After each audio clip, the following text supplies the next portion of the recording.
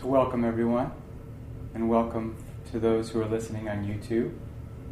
We appreciate your ears and your hearts with us today. Today's topic is I give myself. I give myself to the world. I so love the world that I give myself to it. I give all of myself to it. I so love the world that I give all of myself to it. And in honor of this time of winter solstice, which is the time of the return of the light, and in honor of this time of Christmas, I want to ask if we can all reorient our lives towards our divinity, to celebrate the spirit of what we honor at this time of year. The spirit of the Christmas story of Christ's life. To read it not so much as a story about someone to worship, but as a prescription for how to live a spiritually centered and self-actualized life, for how we can embody the love, the healing presence that we read about in the story of Christ's life, and how we, like He modeled for us, can so love the world that we give all of ourselves to it, without holding back. And that this can become a new energy of our lives, a new inspiration, a new connection, and a new orientation. Last week we spoke about liberating ourselves from the false, limited identity of our past, in keeping with this time of death and rebirth. And we spoke of how we can start to see our thoughts, our incessant thoughts that sometimes we wish would disappear, not as enemies, but as an invitation, as a friend that can lovingly guide us underneath the thoughts into the energy that lies beneath those thoughts, which is connected to repressed feelings, vibrational density, or what the Buddhists call samskaras, related to old stories, and ultimately related to an old, outdated, worn-out sense of self, identity. And that in this time of year, we particularly celebrate the releasing of that old, worn-out identity and the birthing into the new, our greatest yet to be. We spoke of using the patterns of our thoughts last week, the things that we addictively think about all the time. We talked about the example of comparing ourselves to other people, comparing and despairing, and how that in someone that we spoke of pointed to a insecurity and a sense of unworthiness.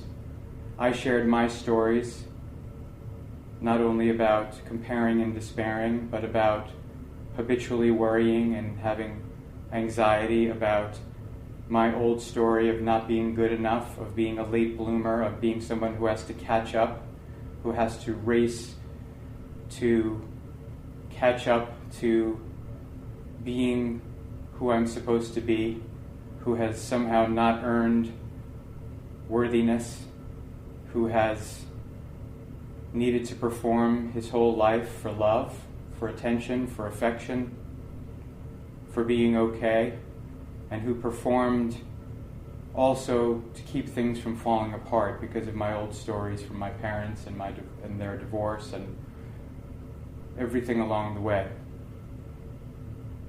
and how as we mine our lives and our thoughts, we can allow them to point to these underlying energies, and as we feel those feelings that we have repressed for so long of sadness, of despair, of pain, of fear, of anxiety, as we start to feel them and they come up for us and they move through us, we start to become conscious of the unconscious stories, the heavy, old, unconscious stories that have held us in place, that have become an identity that we are not even aware of, but that has limited the trajectory of our lives, attracted experiences to us, meant to trigger the repressed feelings, but how in our efforts to protect ourselves, we hide from those experiences. We continue to repress. We hold on to our old stories. We're weighed down by them. And so we are not able to release the energy of them that's living in our bodies, and therefore release the hold that this energy has on us. This energy is the energy that supports our current reality, and as we allow ourselves to fully experience those energies, our reality collapses into what is new, into our greatest yet to be.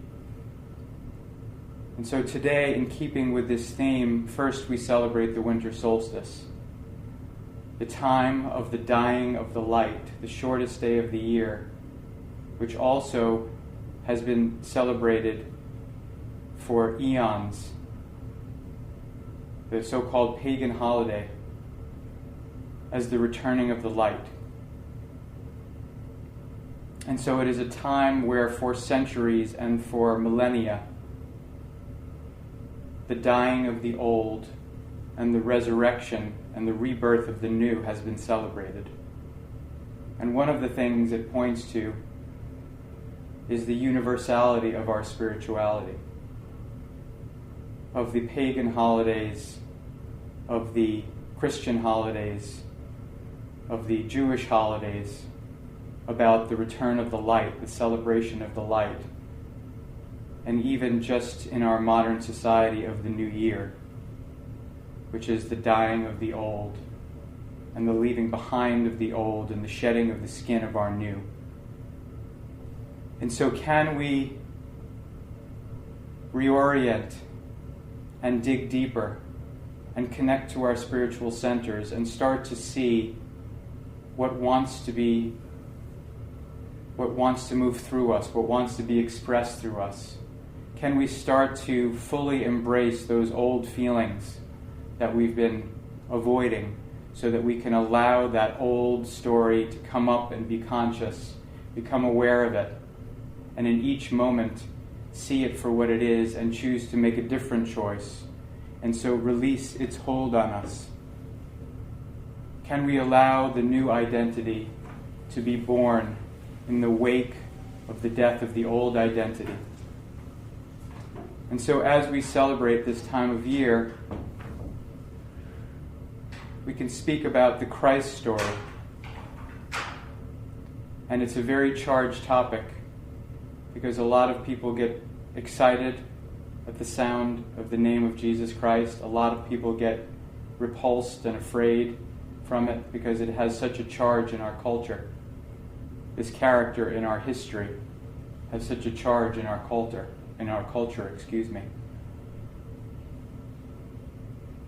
But this holiday of Christmas, which is really the story of Jesus Christ's birth and his inevitable movement into a destiny that, if we think of him as a human being connected to his spiritual center, he moved through his life willingly, sacrificing himself, knowing the painful end that would come, that we celebrate as Easter.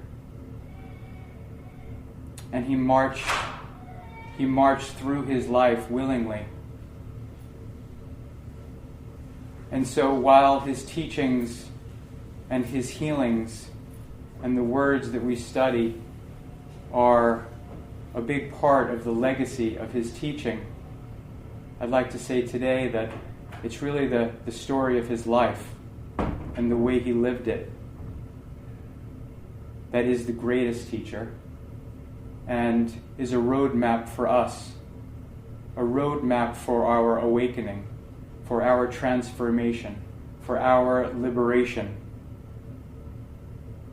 a prescription for living a spiritually centered and self-actualized life.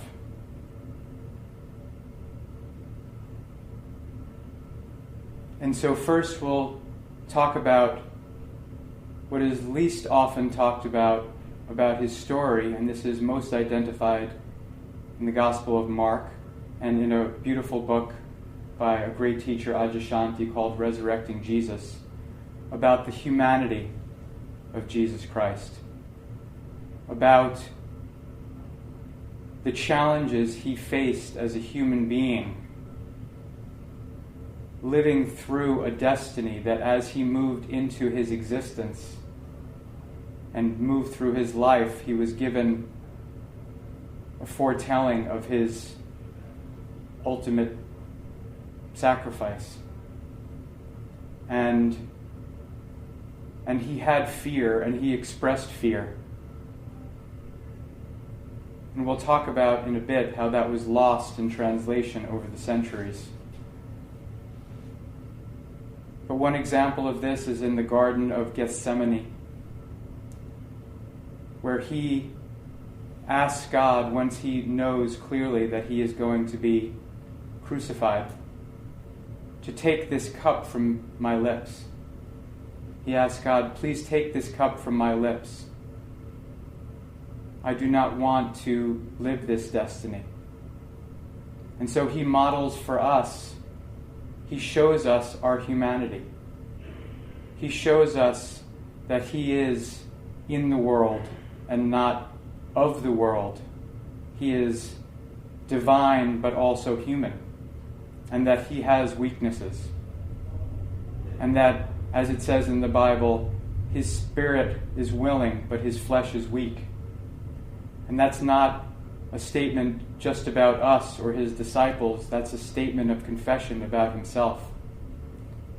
And so, feeling the terror, being vulnerable, he was so vulnerable in his expression with his disciples during the Last Supper and during those last times that he had together with them, about his fear and how he wanted to not be abandoned and he wanted to be embraced.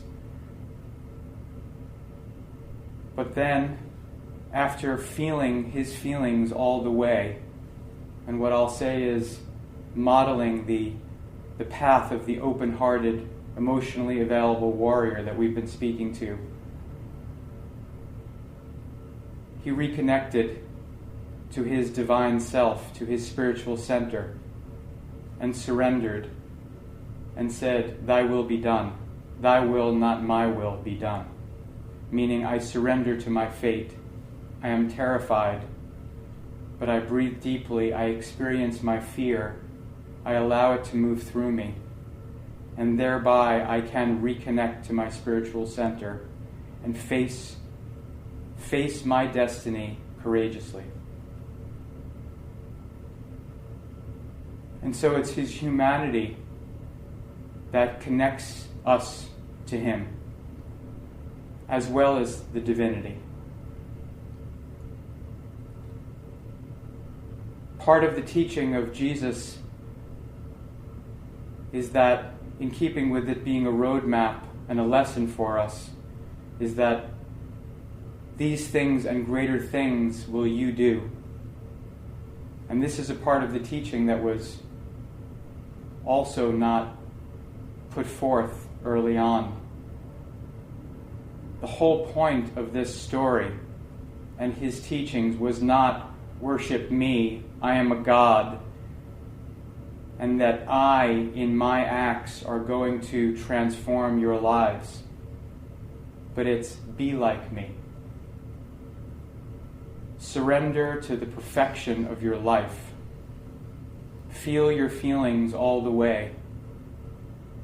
That you are the redeemers of your own lives. That you came into this life as an act of love, that you are the divine, that you are the infinite divine who has chosen to come into form, into this world, into this incarnation, to bring through the light, to bring through the healing energy, to bring through love, redemptive love. That's what Adyashanti calls it. The cleansing, healing love that is the essence of the Christ consciousness, of Christ's gift to us. And his teaching was not that he was the only begotten Son of God, but that we are the begotten sons and daughters of God. And in the Bible where it says, God so loved the world that he gave it his only begotten Son, the deeper mystical meaning is that we so love the world that we give it all of ourselves. His teaching was not only that we are not separate from him, but also that he and the Father were one, that we are not separate from God. We are God manifest. We are one with divinity, God, source, universal intelligence. There is no separation. That was the greatest gift of the teachings of Jesus Christ, that we are not in relationship with a separate God, but that we are one with God, and that he is not the only begotten Son, but that we are all the begotten sons and daughters of our own consciousness, of our own divinity, that our lives are the begotten sons and daughters of our own divinity. And history showed that a few hundred years, about 335 years after he died, the Council of Nicaea, which was the council of elders of the church, made some decisions about how to communicate the message. And in that council, Christ became the only begotten Son. And we became, that was the rule, that was the word. And we also were not one with God. But as we have evolved and grown and connected to his message, we have seen that that was a temporary, perhaps simplistic understanding of a much deeper teaching that we're talking about today. That we are one with the source, with God, and that we have lovingly chosen to sacrifice the perfection of our spiritual nature to come into this life and face and endure the suffering of our lives and the world, to bring through healing grace, to bring through redemptive love, to wash our incarnations, our lives clean, to heal ourselves and to heal all of the things that we come into contact with and all of the people we come into contact with. To see our lives with the eyes of wholeness. To see not problems to be solved. To see not brokenness. But to see the perfection and the beauty underneath the brokenness. To do what Jesus did in the Bible ourselves. To heal ourselves, to heal those around us. To wash clean the suffering. To wash clean that which does not reflect the divinity underneath it. That which is dense. That which is not connected to spirit. That we are instruments, that we have come here to be instruments of healing and loving grace, And that the challenge and the price is that we, like Jesus, who first asked, "Please take this cup from me," and then accepted and surrendered to "Thy will be done," that we will openly surrender to our lives fully. Face the challenges of our lives. Fully feel the feelings that our lives bring up. The happy, the joyous, the sad, the painful. That we will not resist and judge and close off and repress. That we will open to allow our feelings to be triggered, to allow ourselves to be healed, to allow the vibrational density, the samskaras living our bodies, to be washed clean by the light, by the energy of the universe, by redemptive love. And that as we clear more of our density, that we become instruments, that we can express more light and more love and more healing energy for others in our world.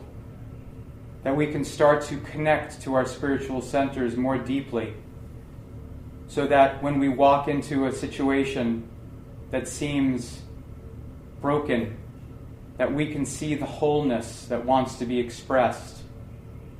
That when we connect with a human being, a person in our lives that seems broken, we can see and identify the divinity within them, the wholeness, the perfection, and help them to connect to that and allow them to open up to their own healing. That we become an instrument, just like Jesus Christ, of redemptive love. And that we chose this life. We willingly chose this fate. We chose to come into the challenges of this world of form, this earthly existence. We chose it. We willingly and open-heartedly, as an act of love, chose to sacrifice the suffering that it is entailed to live a life on the human plane, that we may bring through healing energy and light into this world, that we may be the Christ, that we may be God's hands and voice and eyes on this earth, or source, or whatever metaphor, universal intelligence you want to use.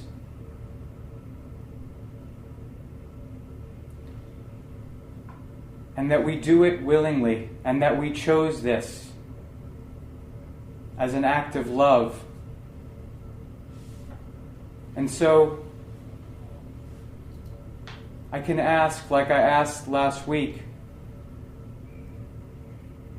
are you and are we ready to be made new?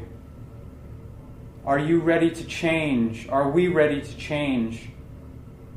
To liberate ourselves from the false, limiting identity and stories of our heavy past that actually serve as protection and resistance for us to lovingly and open-heartedly and vulnerably surrender to our experiences, to feel them all the way, to step into greater levels of expansion, which bring greater levels of vulnerability and fear. Can we courageously walk into our destinies, feeling our fear like Jesus Christ felt his fear, but not let it stop us, not let us recoil, not let us stop in our tracks and hide and stay small, but overcome that fear, to bring through this healing energy, which is an energy of our expansion, and to stop holding back.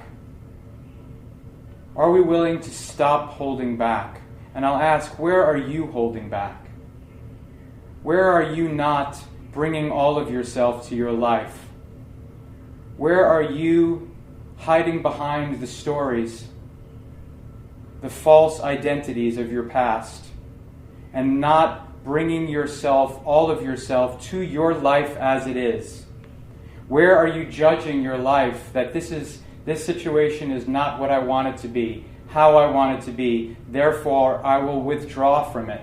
I will not bring through my love, my heart, my energy, my light into this situation because it's not what I want it to be. So I will hold back. And I will hold back and I will wait until the situation changes so that I can feel that it's more appropriate for me to give all of myself.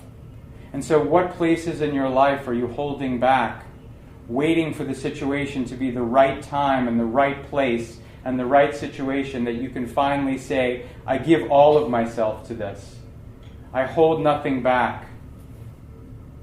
And what I'm asking for you to see is the holding back is keeping the situation in place. That you cannot wait until the situation changes to express yourself, to give your love and compassion and support and effort.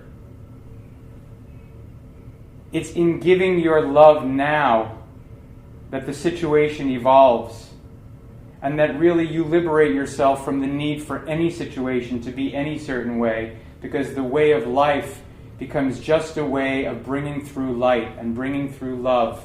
And no matter what you face, no matter how broken the situation feels, you are connected to your wholeness. You are connected to the vision of wholeness, that you are one with God. And that vision of wholeness carries you into your life, that you are not swayed by the illusions of brokenness in this world, that you are here as a messenger, as an instrument of divine love, bringing through healing grace, redemptive love, light, wisdom, your connection to the universe,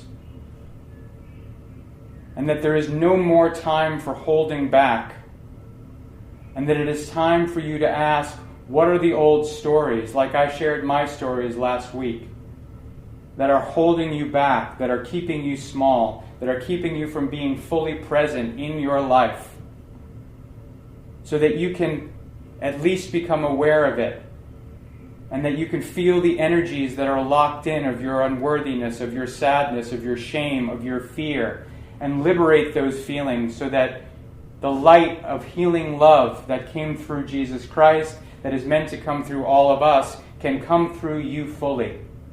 And that when you face a moment in your life that is challenging, that you see it, you feel it all the way. You, as the Buddhists say, let the world tickle your tender heart.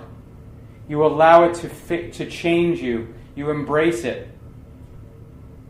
Even if it throws you off, like it threw off Jesus Christ in the Garden of Gethsemane.